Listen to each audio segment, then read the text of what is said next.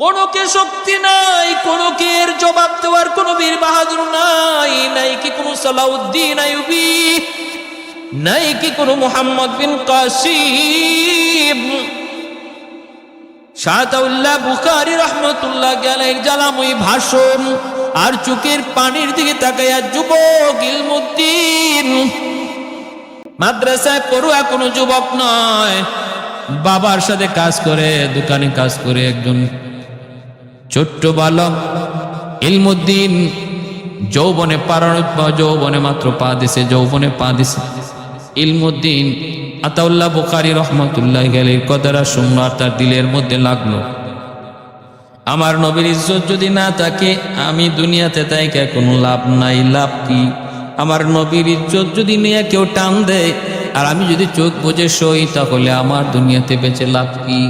বেঁচে লাভ কি? একদিন তো দুনিয়া থেকে চলেই যেতে হবে, বিদায় নিতে হবে। তাহলে আমি কেন দুশ্মনের দিকে, আমি কেন দুশ্মনকে ভয় পাবো? এই বইলা এই বইলা ভাইরা বন্ধুরা, ইলমুদ্দিন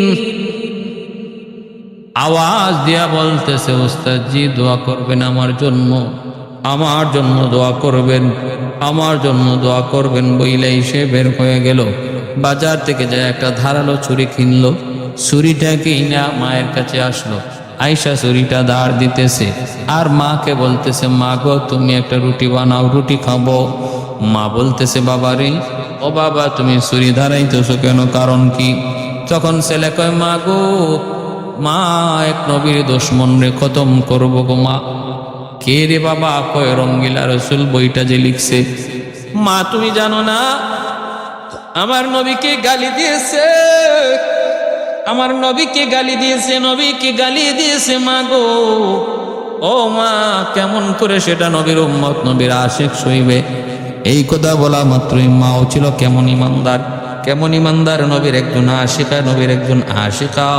মহিলাদের অন্তরে নবীর প্রতি ভালোবাসা কি পরিমাণ ছিল। উহুদের যুদ্ধে শুনেন না, একজন মহিলা উহুদের যুদ্ধে আমার নবী নাই কয়া ডাক দৌড় দিছি। মেশকাত শরীফের হাদিস। আমার ভাইরা বন্ধুরা, মানুষেরা কয় মা যুদ্ধে যায় কোনো লাভ নাই, উহুদে তোমার সন্তান মারা গেছে। মহিলা চোখের পানি মুছে আর কয়, আমি আমার সন্তানের খবর জানতে আসি নাই, তোমরা আমাকে বলো গো আমার মায়ার নবী কেমন আছে। সামনের দিকে আগার একজনে কয়, মা গো যুদ্ধে যায় লাভ নাই, তোমার স্বামী শহীদ হয়ে গেছে। মহিলা চোখের পানি মুছে আর কয়, স্বামীর খবর নিতে আসি নাই, আমি এসেছি আমার সন্তানের খবর নিতেও না, আমার মায়ার নবী কেমন আছেন। সামনের দিকে আগায়, ভাই শহীদ হয়ে গেছে। কয় ভাইয়ের খবর আমাকে জানায়ও না গো, আগে বলো আমার নবী কেমন আছে। আল্লাহর নবী চেহারাটা দেখা মাত্রই মহিলা শুকরিয়া আদায় করে বলতেছে, নবী গো, সন্তান হারানোর বেদনা, বাবা হারানোর ব্যথা, স্বামী হারানোর ব্যথা, ভাই হারানোর ব্যথা, আজকে উহুদে আমি সন্তান হারাইছি, ভাই হারাইছি, স্বামী হারাইছি, সকল আপনজনকে হারানোর বেদনা ব্যথা মুহূর্তের মধ্যে আমি ভুলে গেলাম আপনার নুরানি, আপনার জীবিত চেহারাটা দেখা মাত্র। এতটা মোহাব্বত মহিলাদের অন্তর আমার নবীর প্রতি ছিল। ইলমুদ্দিনের মায় কয়, বাবা তুমি যদি আমার সন্তান হয়ে থাকো তাহলে জালেমের জবাব তুমি দাও, যাও বাবা তুমি নবীর দুশমনের সঠিক উচিত শিক্ষা দিয়ে আসো। এই বইলা ইলমুদ্দিন মায়ের কাছ থেকে বিদায় নিয়ে ছুরিটা হাতে নিয়ে চলছে। ভাইরা বন্ধুরা, ছুরিটা হাতে নিয়ে চলছে। ও ভাইরা বন্ধুরা, পাকিস্তানে তার জন্ম ছিল, পাকিস্তানে তখন ছিল পাকিস্তান, ভারত সব, পূর্ব পাকিস্তান, পশ্চিম পাকিস্তান সব ছিল এক। পাকিস্তানের লাহোরে তার জন্ম। এমনকি ওই জায়গায় বিভিন্ন মসজিদের নামও মসজিদে ইলমুদ্দিন নাম রাখা হয়েছে, অনেক রাস্তার নামটাও তার নামে নামকরণ করা হয়েছে। ভাইরা বন্ধুরা, এত বড় ঘটনা ব্রিটিশ পিরিয়ডে ঘটেছিল। কি ছিল সেই ইতিহাস? আর এটাই ছিল মূলত অখণ্ড ভারতের একটা পটভূমি। ভারত পাকিস্তান ভাগ হয়ে যাওয়ার পিছনে মূল ঘটনা যতগুলি আছে এর মধ্যে উল্লেখযোগ্য ছিল এটা, উল্লেখযোগ্য কারণ ছিল এই ঘটনা। ভারত আর পাকিস্তানে ভাগ হয়ে যাওয়ার পিছনে বহুত বড় একটা কারণ, বহুত বড় একটা ঘটনা। ও ভাই, এইবার শুনেন ভাইয়েরা বন্ধুরা, ছুরিটা লয়ে আসে চলে গেল ওই প্রকাশকের কাছে, যা বলতেছে কে বইটা প্রকাশ করেছে রাজপাল খেডা। সে মনে করেছে রাজপালই মনে করেছে লোকটা তারে মনে হয় পুরস্কার দিতে আইছে, কারণ অনেক হিন্দুরাই এই মুহূর্তে তারে বিভিন্ন পুরস্কার দিতেছিল। বলতেছে কে ভাই কেন? আমি তো রাজপাল। বলা মাত্রই ছুরিটা বের কইরেই দেরি নাই ঢুকাই দিছে পেট দিয়া। উপর জুপুরি তারে আঘাত করতে করতে এই জায়গায় তারে শেষ করলো, আর বলল তুই নবীর দুশমন, দুনিয়াতে থাকার তোর কোনো অধিকার নাই। মান সাব্বা নাবিয়ান ফাকতুলুহু, মান সাব্বা নাবিয়ান ফাকতুলুহু, মান সাব্বা নাবিয়ান ফাকতুলুহু। ভাইরা বন্ধুরা, কতল করে ফেললেন। মানুষজন তার ধরলো। ইলমুদ্দিন দৌড় দেয় না। ইলমুদ্দিন নিজেকে বাঁচানোর জন্য কোনো ফিকিরও করে না, দৌড় দেয় না, হাত থেকে ছুরিটাও ফালায় দেয় না। মানুষজন তারে ধরলো, ঠান্ডা মাথায় পুলিশের হাতে সোপর্দ করলো। পুলিশও তারে ঠান্ডা মাথায় নিয়ে চললো। এইভাবে নিয়ে চলছে। ভাইরা বন্ধুরা, ইলমুদ্দিনের পক্ষে ভারত পাকিস্তানের যত বড় বড় উকিল আছে তারা ইলমুদ্দিনের পক্ষে দাঁড়াইল। বিশেষ করে মোহাম্মদ আলী জিন্নাহ, পাকিস্তানের এক সময়ের বহুত নাম করা উকিল মোহাম্মদ আলী জিন্নাহ। ওই মোহাম্মদ আলী জিন্নাহ ইলমুদ্দিনের পক্ষে আইসা দাঁড়ায়া বলতেছে, ইলমুদ্দিন একবার শুধু তুমি বল, একবার শুধু বল, আমার মাথা ঠিক ছিল না। একবার শুধু তুমি বলো আমার মাথা ঠিক ছিল না, তাহলে আমরা দেখবো বাংলার শেরে বাংলাকে ফজলুল হক, তিনিও তখন ইলমুদ্দিনের পক্ষে। পাকিস্তানের মোহাম্মদ আলী জিন্নাহ, বাংলার শেরে বাংলাকে ফজলুল হক। একটা কথাই মুসলমান আর হিন্দুরা বিভক্ত হয়ে গেল দুই দলে। হিন্দুরা চাইতেছিল ইলমুদ্দিনের ফাঁসি, আর মুসলমানরা চাইতেছিল ইলমুদ্দিনের যেভাবে হোক তারে মুক্ত করা। কারণ সে কোনো অন্যায় করে নাই, সে নবীর দুশমনকে হত্যা করেছে। কারণ কেউ কারো নবীর উপরে যদি আক্রমণ করে, আমার নবী কি, আমার নবীর সম্মান নিয়ে যদি কেউ ব্যঙ্গ করে, তাহলে তার ধর্মীয় অধিকার হয়ে যায় তার হত্যা করা। এটা ইমানের দাবি, ইমানের দাবি, ইমানের দাবি। এটা নিজের পক্ষ থেকে বাড়ায় কিছু নয়, এটা ইমানের দাবি। ইমানের দাবি আদায় করতে গিয়েছে ইলমুদ্দিন। অতএব না, যে কোনো মূল্যে তারা বাঁচানো দরকার। আমি আমার গালি সইতে পারবো, আমি আমার অপমান সইতে পারবো, কিন্তু আমার নবীর অপমান সইতে পারবো না। যদি কেউ মনে করে যে না এমনটা, যদি কেউ মনে করে না এটাও সহ্য করার মতো, তাহলে বলতে হবে তার ইমান নাই। মাল ইমান ইয়া রাসূলুল্লাহ, ইযা সাররাতকা হাসানাতুকা ওয়া ইযা সাআতকা সাইয়্যাতুকা ফাআনতা মুমিন। আল্লাহর নবীকে সাহাবীরা জিজ্ঞেস করেছিলেন, নবী গো ঈমান কাকে বলে? আল্লাহ নবী বলেন, যখন তোমরা দেখবা যে ইসলামের পক্ষে কথা হচ্ছে, আল্লাহ রসুলের পক্ষে কথা হচ্ছে, আর এই কথা শুনে তোমার অন্তরে ভালো লাগবে, বুঝবা তোমার ঈমান আছে। আর যখনই তুমি দেখবা বা শুনবা ইসলামের বিরুদ্ধে কথা হচ্ছে, আল্লাহ রসুলের বিরুদ্ধে কথা হচ্ছে, আর তোমার অন্তরে কষ্ট লাগবে না, বুঝবা তোমার ঈমান নাই, ঈমান নাই, ঈমান নাই।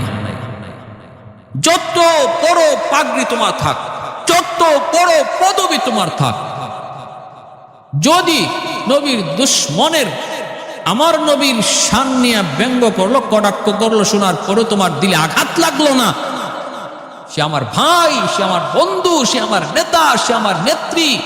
এই কারণে আল্লাহ নবী বলেন, লিখে নাও সার্টিফিকেট, আমি নবী বলে দিলাম, তুমি হাজি হতে পারো কিন্তু তোমার ঈমান নাই। তুমি নামাজি হতে পারো, ঈমান নাই। তুমি দানবীর হতে পারো, ঈমান নাই। এজন্য আমার ভাইরা বন্ধুরা, ভালো করে ইয়াদ রাখবেন, ইসলামের প্রতি মহব্বত ও নবীর প্রতি মহব্বত, আল্লাহর প্রতি মহব্বত একজন ইমানদারের কাছে সব কিছুর চেয়ে বেশি, নেতার চেয়ে বেশি, নেত্রীর চেয়ে বেশি, দলের চেয়ে বেশি। দল মানব ততক্ষণ যখন আল্লাহ রসুল মানবে, নেতা মানব ততক্ষণ যতক্ষণ আল্লাহ রসুলকে মানবে, ধর্ম মানবে। নেত্রী মানব ততক্ষণ যতক্ষণ আমার দিন মানবে, ইসলাম মানবে। যেদিন থেকে দিন মানবে না, ইসলাম মানবে না, অথবা আল্লাহ এবং আল্লাহ রসুলের বিরুদ্ধে কোনো কথা বলবে, ওই দিন থেকে দল মানি না, নেত্রী মানি না, নেতা মানি না। এই আদর্শ যার মধ্যে আছে তার ঈমান আছে, আর যার মধ্যে এই আদর্শ নাই, ঈমান নাই, ঈমান নাই, ঈমান নাই। বুঝতে পারছে? এই হলো মূল নীতি। এখন এই মূলনীতির আলোকে এই স্কেল দিয়ে আমি নিজে মাপতে পারবো যে আমার ইমান কদ্দুর আছে আর কদ্দুর নাই। ঠিক কিনা ভাই? হ্যাঁ, মৌলবীরা এত চিল্লায় কেন, এত লাফায় কেন, মৌলবীরা এত কথা কেন? কি হইছে, কি হইছে, এমন হইছে তো, এমনটা কই নিছে তো, হইছে কি, কি হইছে? মরলে পরে আল্লাহ বুঝাইব কি হইছে, মরলে পরে বুঝাইব। আবু বকর সিদ্দিক রাদিয়াল্লাহু তাআলার মতো নরম দিলের সাহাবী হইয়া হযরত আবু বকর সিদ্দিক নবীর উপরে, নবীরে গালি দিল, সইতে পারলেন না, চর বসাই দিলেন ইহুদির গালে, হাতে দাগ বসে গেছে আঙ্গুলের। ইহুদি দৌড় দিয়ে আল্লাহ নবীর কাছে গেছে, গিয়া বলতেছে, ইয়া রাসূলুল্লাহ, আপনার সাহাবী আবু বকর আমাকে মারছে। নবী বলে, ভুল বলতেছো, আমার আবু বকর এভাবে মারে না, মনে হয় উমরে মারছে। কয় না, আপনার আবু বকর। নবী ডাক দিছেন, আবু বকর তুমি মারছো? বলে, ইয়া রাসূলুল্লাহ, ওগো নবী, আমারে গালি দিছে, জবাব দেই নাই, বাপ তুইলা গালি দিছে, জবাব দেই নাই, কিন্তু যখনই আপনারে গালি দিছে আর নীরব থাকতে পারি নাই। নবী গো, আমি তো তখন বসাই দিছি। নবী বলেন, তাহলে তো ইমানের দাবি আদায় করেছ। মুসলমান মুমিনের সামনে নবীকে গালি দিবে আর সে কোনো প্রতিবাদ করবে না, ইমান থাকতে পারে না, সে বেঈমান। আর ইমানের দাবি হলো তখন প্রতিবাদ করা। ইহুদি বলতেছে, না, আবু বকর মিথ্যা বলতেছে, আমি আপনার গালি দেই নাই। আল্লাহ নবী বলে, আবু বকর কি কয়? অত কয় তোমার নবীর এসে গালি দেয় নাই। আবু বকর বলেন, ইয়া রাসূলুল্লাহ, গালি দিয়েছে। এইবার পড়ছেন নবী বিপদে। আল্লাহ নবী তো গায়েব জানেন না, নবী তো আর এই কথা বলতে পারবেন না কে সঠিক আর কে মিথ্যা, যতক্ষণ পর্যন্ত আল্লাহ নবীকে না জানায়। এটা তো নবী নিজের থেকে বলতে পারবেন না। তখন আল্লাহ রসুল বলতেছেন, ঠিক আছে আবু বকর, তুমি তোমার পক্ষে সাক্ষী আনো, আর তার পক্ষে সাক্ষী লাগবে না, তার গালি তো সাক্ষী, নবীরে গালি দিছে, সাক্ষী আনো, নতুবা মুহাম্মদুর রাসূলুল্লাহর আদালতে তোমারে এইভাবে একটা চর মারা হবে যেভাবে তুমি তার গায়ে আঘাত করেছো। আবু বকর সিদ্দিক রাদিয়াল্লাহু তাআলা আনহু চিন্তায় পড়ে গেলেন। এইবার আল্লাহর কাছে হাত উঠে কাঁদেন আর বলেন, মালিক, কেউ ছিল না, কেউ দেখে নাই, কেউ শুনে নাই, কিন্তু ঘটনাটা তুমি আল্লাহ দেখছো। আজকে তো আমি তোমার হাবিবের আদালতে মনে হয় আমি অপরাধী হয়ে যাব, কিন্তু আল্লাহ তুমি তো জানো আমি অপরাধী না, আমি অপরাধী না। আল্লাহ মনে হয় আমি মৃত্যু হয়ে যাব, কিন্তু তুমি তো জানো আমি মিথ্যা কথা বলি না, আমি সত্য বলেছি। আল্লাহ তুমি একটা ব্যবস্থা করো। আবু বকর সিদ্দিক রাদিয়াল্লাহু তাআলা আনহুর অন্তরের মধ্যে আল্লাহ ইলহাম করে দিলেন। আবু বকর সিদ্দিক রাদিয়াল্লাহু তাআলা আনহু তিনি এইবার আল্লাহর নবীকে ডাক দিয়ে বলেন, নবী গো, ওগো আল্লাহর নবী, আমার মন বলে ঘটনাটা ঘটছে একটা বাবলা গাছের নিচে। আমার মন বলে, গো নবী, আপনি যদি ওই বাবলা গাছকে যা জিজ্ঞেস করেন, এর গাছ একটু বল কি ঘটেছিল তোমার কাছে, তুমি কি শুনেছো, কি দেখেছো, তুমি একটু বলো। ওগো নবী, আমার বিশ্বাস, যদি আপনি জানতে চান, গাছ আপনার কথার জবাব দিয়ে দিবে, জবাব দিয়ে দিবে। আল্লাহর নবী, রহমতের নবী যখন যায় গাছকে জিজ্ঞেস করলেন, ইহুদি তো বেচারা একদম ভয়ে অস্থির, কয় কি মামলা দিয়ে অন্যদিকে ঘুরে যাইতেছে, গাছে আবার বলে কথা বলবে। হায় হায় হায়, এটা আবার কেমন কথা? আল্লাহর নবী বলেন, চলো গাছের কাছে চলো। আল্লাহর নবী দুজনকে নিয়ে গাছের সামনে হাজির হয়ে গাছকে ডাক দিয়া নবী বলেন, এরে গাছ একটু বল, কি হয়েছে তোর কাছে, তুই কি দেখছো আর কি শুনছো? সাথে সাথে আল্লাহর হুকুমে গাছের জবান আল্লাহ খুলে দিলেন। জোরে কোন সুবহানাল্লাহ। গাছের জবান আল্লাহ খুলে দিলেন। সাথে সাথে গাছটা আওয়াজ দিয়া কয়, ওগো আল্লাহর নবী, আমি সব দেখেছি, সব শুনেছি। আপনার আবু বকর যা বলেছেন সত্য বলেছে, ইহুদি যা বলেছে মিথ্যা বলেছে। গো নবী, ইহুদি যা বলেছে মিথ্যা বলেছে, আপনার আবু বকর যা বলেছে সত্য বলেছে। আপনার আবু বকরকে গালি দিছে, জবাব দেয় নাই, বাপ তুলে গালি দিছে, জবাব দেয় নাই, কিন্তু আপনারে যখন গালি দিছে তখন আবু বকর বসায় দিছে। এই কথা যখন গাছে সাক্ষী দিয়া দিছে, ইহুদি কয়, নবী গো, আমার আর বুঝতে বাকি নাই গো নবী, আপনি যে কত বড় সত্য নবী। এই মুহূর্তে আমাকে কালেমা পড়ায়া মুসলমান বানায় দেন। আল্লাহু আকবার। खानाए काबा का मंजर ऐ खुदा देखा मुझे, मक्का और शहर मदीना देखने को दो मुझे, मक्का और शहर मदीना देखने को दो मुझे। ओ मकामाते मुबारक की जियारत हो नसीब, जिसमें रहमत बेशुमारा देखने को दो मुझे, जिसमें रहमत बेशुमारा देखने को दो मुझे। ऐ खुदा सैराब कर दो आप ज़मज़म से मुझे, दरमियाने कब्र मिंबर गिरगिराने दो मुझे, दरमियाने कब्र मिंबर गिरगिराने दो मुझे। अल्लाह। ভাইরা বন্ধুরা, জন্য বলতেছিলাম একটু মনোযোগ রে আল্লাহর গোলাম। ইলমুদ্দিন কয় মা আমাকে বিদায় দাও, বিদায় দাও। যাইয়ে এসে এইরকম ভাবে আঘাত করলো, ধরা পড়লো। সমস্ত উকিলরা তার পক্ষে দাঁড়াইলো। একবার শুধু বলো, একবার শুধু বলো। মাথা আমার ঠিক ছিল না, মাথা ঠিক ছিল না। ইলমুদ্দিন কয় না, আমি ঠান্ডা মাথায় দুশ্মনরে মেরেছি, ঠান্ডা মাথায় নবীর দুশ্মনরে খতম করেছি। যতই আমাদের মুসলমান উকিল্লা বোঝায়, কিন্তু সে তো বুঝ মানে না। কয় না না, কেন আমি মিথ্যার আশ্রয় নিব? আমি তো মৃত্যুকে ডরাই আসি নাই, আমি তো ফাঁসিকে ভয় করে এই কাজে নামি নাই। এমন কাজ কইরা আমার নবীরে খুশি কইরা যদি আমার ফাঁসির মঞ্চে জ্বলতে হয়, আমি জ্বলতে রাজি গো, তবু আমি মিথ্যা বলতে রাজি না। কেউ তারে মানাইতে পারলো না। এইদিকে আদালতে হাজির করা হলো ইলমুদ্দিনকে। ভাইয়েরা বন্ধুরা, ইলমুদ্দিনকে আদালত রায় দিয়ে দিল ফাঁসি। নিজের মুখে সতে বলতেছে আমি তারে হত্যা করেছি। কেমনে করেছ? ঠান্ডা মাথায় করেছি, বিন্দু পরিমাণ আমার মধ্যে কোনো ধরনের অশান্তি ছিল না। বাদশা রায় দিয়ে দিল, হাকিম রায় দিয়ে দিল, হাকিম রায় দিয়ে দিল। ইংরেজ আদালতে তারে রায় দিয়ে দিল ফাঁসি। আগের দিন বলা হইতেছে ইলমুদ্দিন মনে কোনো আশা আছে নি? একটু বলো। কয় মনে আশা আছে। মনে কোনো আশা আছে নি? বলো। আমার মাকে একটু দেখতে চাই গো, আমার মাকে একটু দেখতে চাই, মাকে একটু দেখতে চাই। ভাইরা বন্ধুরা, কয় যাও তোমার মায়ের কাছে এক রাত থাকার সুযোগ দেওয়া হলো। জীবনের শেষ মুহূর্তে রাতটা ইলমুদ্দিনকে মায়ের কাছে দেওয়া হলো। মায়ের কাছে ইলমুদ্দিন যায়, রাতটা কাটায়। সারা রাত মা না ঘুমায় ঘুমায়া মায়ের সন্তানের চেহারার দিকে তাকায় তাকায় চুমা খায়, চোখের পানি পড়ে।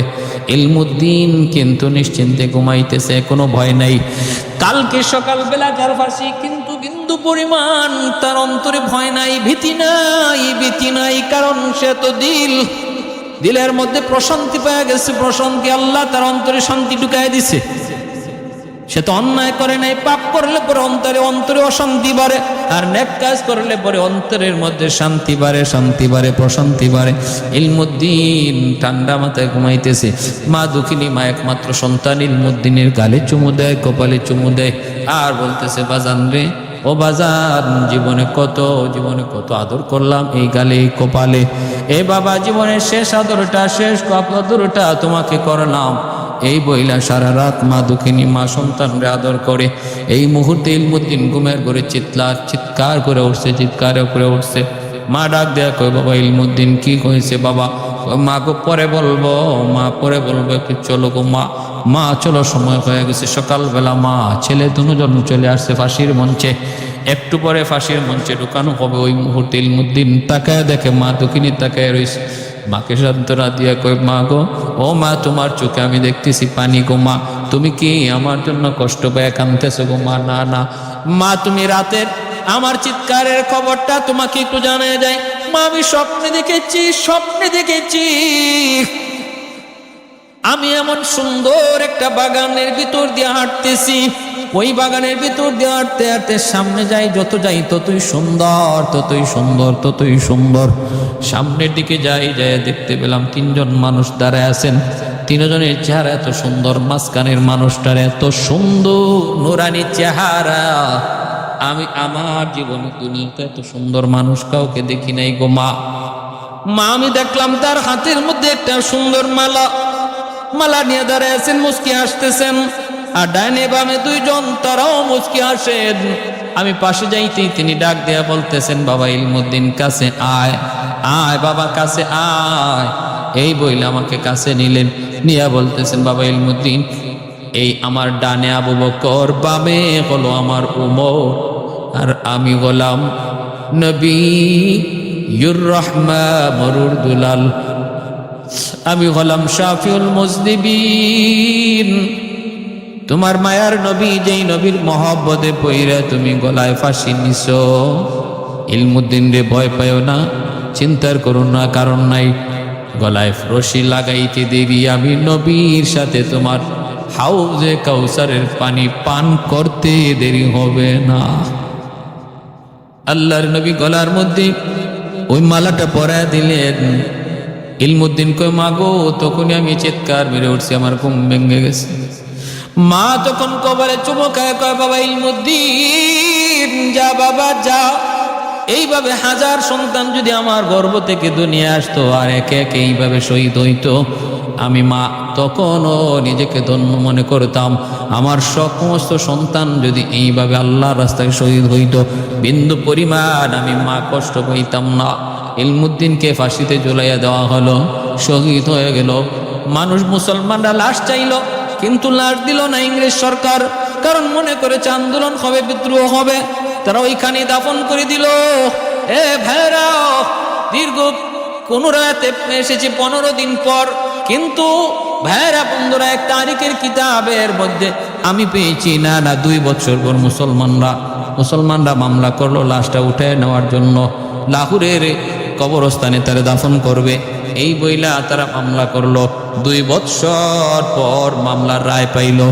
এরপরে তারা এই লাশটা উঠানোর জন্য গেল। বিভিন্ন দেশের মানুষজন পর্যন্ত জমা হইল। 2 বছর আগে যেই ইলমুদ্দিনের কবরে রাখা হয়েছে, তার লাশ আজকে তোলা হবে। না জানি লাশের অবস্থা কি, পচে গলে দুর্গন্ধ হয়ে গেছে হয়তো। কিন্তু আল্লাহু আকবার, কবর খনন করার পর তাকে দেখে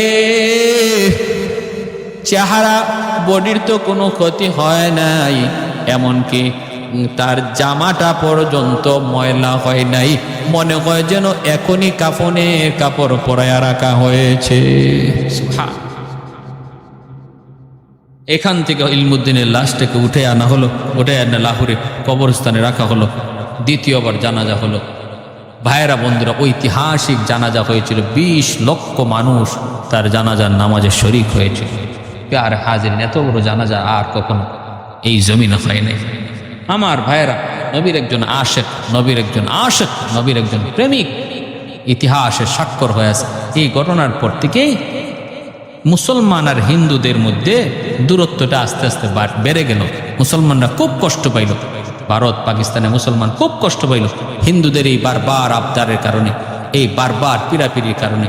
এরা এরম করার কারণে আজকে একজন নবীর আশেক, তাকে শহীদ করা হলো, ফাঁসিতে দেওয়া হলো।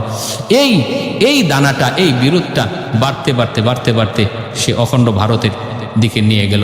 মুসলমানরা দাবি উঠাইল, আমরা আর হিন্দুদের সাথে থাকবই না, আমাদের বিভক্ত হয়ে যাব, আমরা ওদের সাথে থাকবো না। তখন ভারত পাকিস্তান ভাগ হয়ে গেল। হিন্দুদের হিন্দুস্তান হলো, আর মুসলমানের পাকিস্তান হলো। সেই পাকিস্তান আবার কিছুদিন পরে বিভক্ত হয়ে পূর্ব পাকিস্তান, পশ্চিম পাকিস্তান, এটার মধ্যে আবার দ্বন্দ্ব আসলো। পরবর্তীতে বাংলাদেশ স্বাধীন হলো, পাকিস্তানি রয়ে গেল। আমাদের পূর্ব পাকিস্তানের নাম বদলাইয়া বাংলাদেশ তৈরি হলো। ভাইয়েরা বন্ধুরা, এজন্য বলতেছিলাম, এই হলো আল্লাহর নবী, মায়ার নবীর প্রতি এশকার ভালোবাসা প্রমাণ করার একটা উজ্জ্বল দৃষ্টান্ত, একটা উদাহরণ, যে আল্লাহর নবীর প্রতি যদি কেউ ভালোবাসা রাখে এবং নবী পরিবারের প্রতি এবং নবীর আদর্শের প্রতি, নবীর সম্মান মর্যাদার প্রতি যদি কেউ নিজেকে এতটাই কোরবান করে, আল্লাহ এবং তার রসুল তার উপরে কি পরিমাণ খুশি হন। আজকে আমাদের এই দুর্দিনে ইব্রাহিম খলিলুল্লাহ আগুনে পড়েছিলেন 40 দিন। ইব্রাহিম খলিলুল্লাহ আগুনের ভিতরে এতদিন পড়েছিলেন, আগুন বিন্দু পরিমাণ তারে জ্বালায় নাই, কোনো ক্ষতি করে নাই, কোনো রাওয়াতে 7 দিন। মুসা কালিমুল্লাহ তুর পাহাড়ে পড়েছিলেন, পুরা তুর পাহাড় আগুনে জ্বলে, মুসার পশম পর্যন্ত আগুনে জ্বলে না। তাহলে আগুনের বোঝা গেল নিজস্ব কোনো ক্ষমতা নাই, মালিক যদি চায় তাহলে আগুন জ্বালায়। এই কথা বলতেই অগ্নি পূজারীরা কয়, বুঝছি মৌলবী, আমরা ইব্রাহিম বুঝি না, মুসা বুঝি না, ঈসা বুঝি না, তুমি কিছু পারবা কিনা একটু দেখাও। তোমার কোনো কিছু থাকলে তুমি বলো, আরেকজনেরটা বইলা কোনো লাভ নাই। দেখিও নাই, মানিও না। যা দেখি না তা মানি না, যা দেখি তা মানি। আমাদের সমাজে এমন কিছু নাস্তিক আসেনি না নাই? কয় আল্লাহরে দেখি না তা মানি না, যা দেখি তা মানি, যা দেখি না তা মানি না। প্রশ্ন যদি করে দুশ্মন, বলতো দেখি বাতাস তুই মানো কি মানো না? কয় মানি। তাহলে তুই বাতাসটা একবার দেখা তো দেখি, বাতাসটা দেখাও।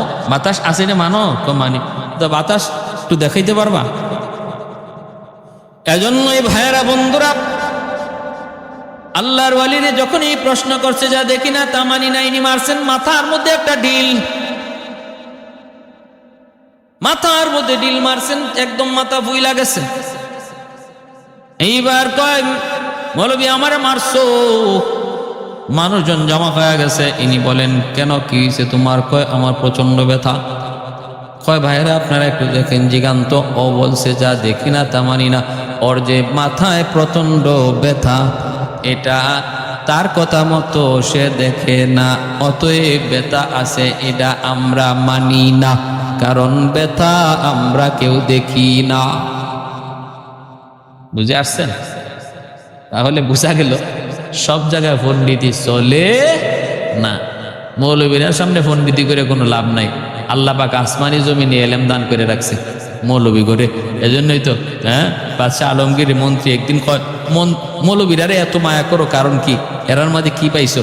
বাদশাহ আলমগীর কয় কি পাইছি তোর একটু দেখাইমো? বলে কত দেখি তুই এই পুকুরের মধ্যে কদ্দুর পানি আছে। মন্ত্রী কই এই পুকুরে কদ্দুর পানি আছে এটা আমি কেমনে কইমু? পানি তো এটা গণনা করা লাগবে, পানি গ্লাস বইরে বইরে ফানানি লাগবে, তারপরে বলা যাবে। ওসমান এই কথা বলতেই বাদশাহ আলমগীর কয় তাহলে এতদূর ব্রেন নিয়ে ওই উজির হয়ে গেছো, মন্ত্রী হয়ে গেছো, আর মৌলবীর আরে টিটকারি মারো।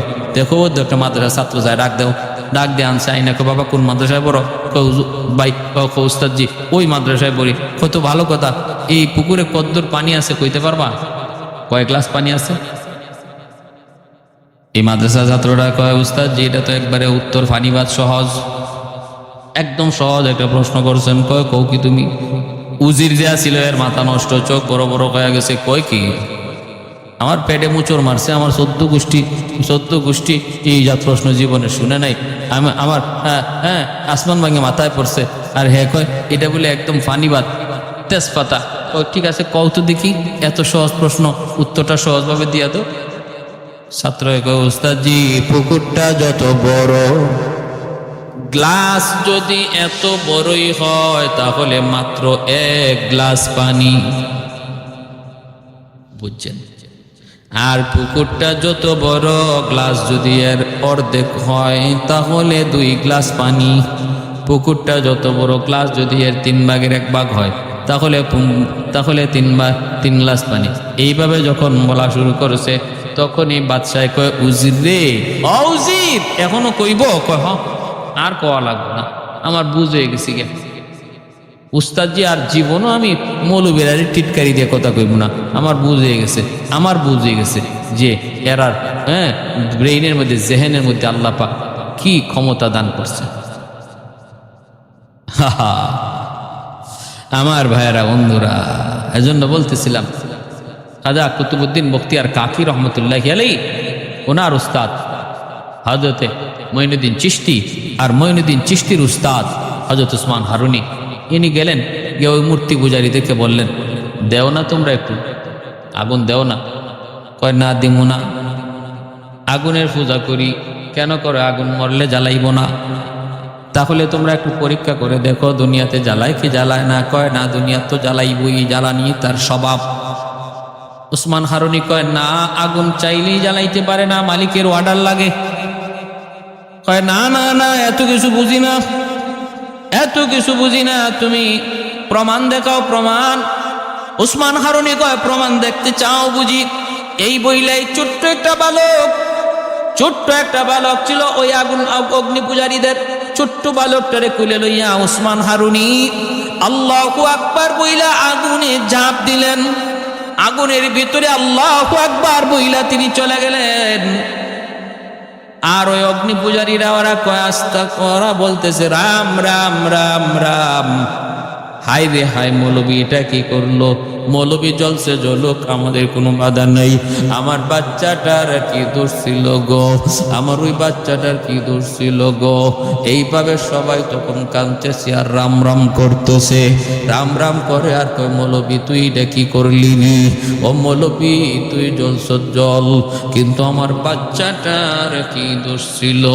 হঠাৎ করে তাকে দেখে আগুনের ভিতরে খাজা উসমান হারুনি, তিনি ওই বাচ্চারে লইয়া আনন্দ করেন, হাসি উল্লাস করেন, চুমু খান, আদর দেন, আর আগুন তাদের পাশ দিয়া দাও দাও করে উঠতেছে।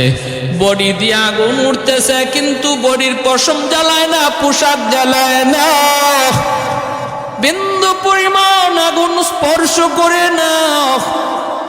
আগুন আগুনের মতো করে উড়ে, কিন্তু তাদের দিকে ধরে না, চায় না। ওসমান হারুনি কিছুক্ষণ আগুনের ভিতরে বাচ্চারে নিয়ে তাইকা, এরপরে তিনি আবার আল্লাহু আকবার বইলা বের হয়ে আসলেন। আল্লাহ মহান, আল্লাহ মহান, আল্লাহ মহান। আগুন বড় নয়, আমার আল্লাহ বড়। আমি বড় নই, আল্লাহ বড়। কেউ বড় নয়, আমার আল্লাহ বড়। আল্লাহ মহান, আল্লাহ মহান। সকল শক্তি ছোট, আমার আল্লাহর শক্তি বড়। এই ঘোষণা দিয়ে ওসমান হারুনি আগুন থেকে আবার বের হয়ে আসলেন। এইবার অগ্নি পূজারীর দল, মূর্তি পূজারীর দল, ওরা ডাক দেয়া কয় রে, হাই রে হায়, এতদিন পর্যন্ত আমরা কারে ভগবান কইলাম? আগুন তো ভগবান না। আগুন যার কাছে সারেন্ডার করলো, আগুন যারে পুরাইবার শক্তি রাখলো না, তিনি তো আমাদের ভগবান, তিনি তো মূল ভগবান।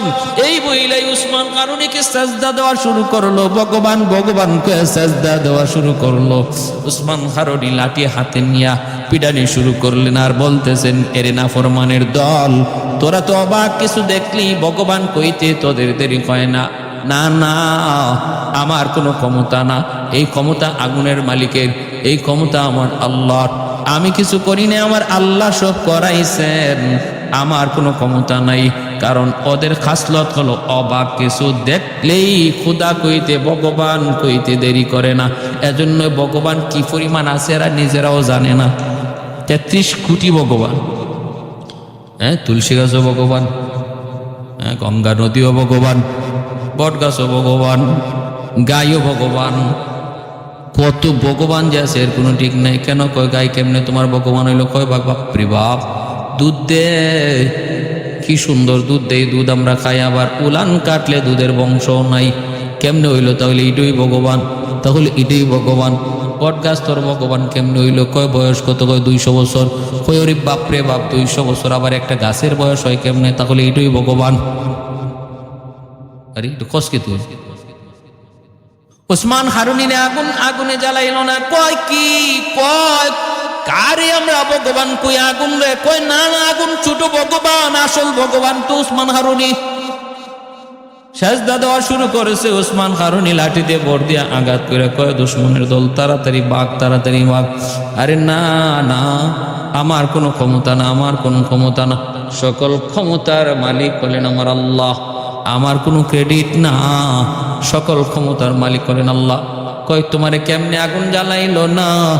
কয় আমি যে আল্লাহকে আল্লাহ বলে স্বীকার করি, তোমরাও যদি ওই আল্লাহকে আল্লাহ কইয়া ডাকো, তাহলে আগুন তোমাদের কেউ জ্বালাইব না। এই কথা বলা মাত্র উপস্থিত যারা ছিল সবাই একসাথে কালেমা পড়ে মুসলমান হয়ে গেছে। একসাথে এট এ টাইম কালেমা পড়ে মুসলমান হয়ে গেল। ভাইরা বন্ধুরা, ইমানদার কখনো ইমান গোপন রাখতে পারে না। ইমানদার সর্বদা ইমানের দাওয়াত দেয়, ইমানের দাওয়াত দেয়। ইমান হলো সূর্যের পাওয়ারের চেয়ে আরো পাওয়ারফুল একটা সূর্য।